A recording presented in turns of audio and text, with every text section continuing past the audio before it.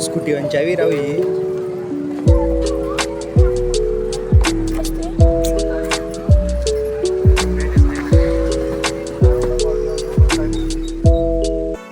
Welcome to my blog गप्पा with धनु.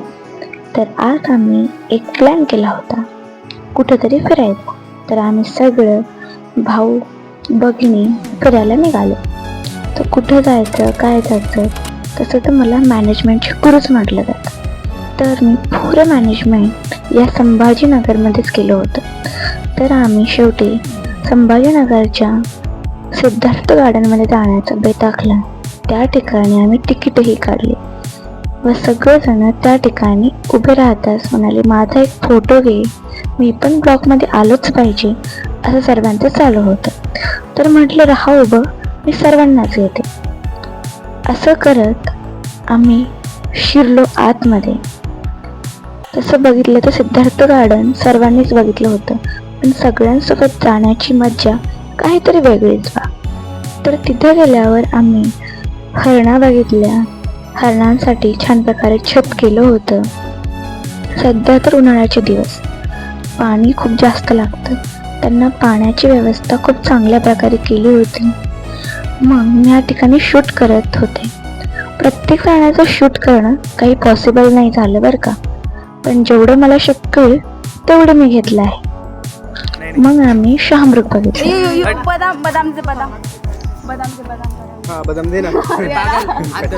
कच्चा बदाम यार खरं बरं का माझ्या डायरेक्ट मारेल एखाद्या वेळेस. कर करा काय करायचं. नाही शामरुख आहे की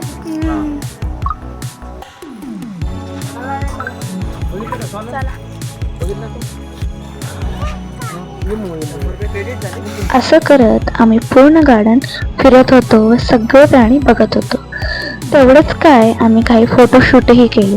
सगळेजण फोटोशूटचे नांदात होते आणि अगदी ह्या दोघी हिरोईन मस्त चालल्या होत्या वाघ बघायला. ओ माय गॉड, इतका मस्त वाघ, खूप छान आहे बरं का वाघ. एकच होता आणि पूर्ण इकडून तिकडं नुसतं चक्रा मारत होता. त्यानंतर आम्ही व्हाईट टायगर पण बघितले. ते टायगर खूप छान दोस्ती निभावत होते, अगदी लाडानं एकमेकांच्या जवळ आले, जणू काही भाऊ बहिणीच होते. असं करत झाल्यावर आम्ही त्या ठिकाणीही काही फोटोशूट केले व आम्ही साक्षात चित्ता देवाचे दर्शन झाले, परंतु चित्ता झोपलेला होता. मग आम्ही गेलो साप बघायला. त्यानंतर मी साक्षात म्हणजे तसं पहिले पण बघितली आहे बरं का, पण पुन्हा एकदा मी मगरमच्छ बघितली. मग माझे छोटे बंधू, ते तर आहेच बंदर, ते बंदराप्रमाणेच ॲक्टिंग करत होते. ते तर उतरले, त्यामध्ये सोनूताई उतरल्या व त्यानंतर श्रावणीताई उतरल्या, अगदी त्या बंदराची नक्कल करत होते. मग आम्ही काही बगळे बघितले. बगळ्यांसाठी सुद्धा पाण्याची व्यवस्था केली होती. जेवढे प्राणी शक्य झाले मी तेवढे घेतले. अगदी हरण माझ्याजवळ आले व त्याला मी गवत खाऊ घालत होते. अगदी जोरात भूक लागली. मग आम्ही एका हॉटेलमध्ये शिरलो. त्यामध्ये ऑर्डर केल्यानंतर अर्धा तास आम्ही तिथे गप्पा गोष्टी मारत बसलो.